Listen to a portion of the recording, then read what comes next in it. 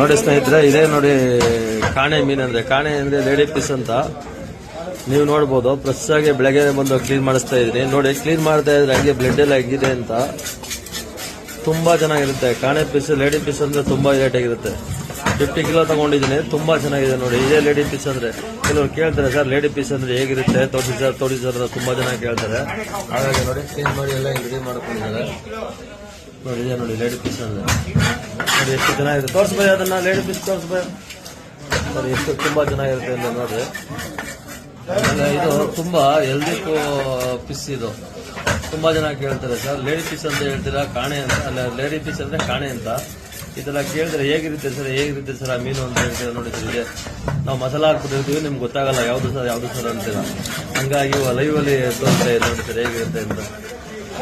ಬೆಂಗಳೂರಿಗೆ ಬಂದು ಕ್ಲೀನ್ ಮಾಡಿಸ್ಕೊಂಡು ಶಿವಾಜಿನ ರಜಾಲ್ ಮಾರ್ಕೆಟ್ ಬಂದು ಕ್ಲೀನ್ ಮಾಡಿಸ್ಕೊಂಡು ನಾನು ಯಾವಾಗಲೂ ರೆಗ್ಯುಲರ್ ಆಗಿ ಬರುತ್ತೆ ಸರ್. ನೋಡ್ಬೋದು ನೀವು ಹೇಗಿರುತ್ತೆ ಅಂತ.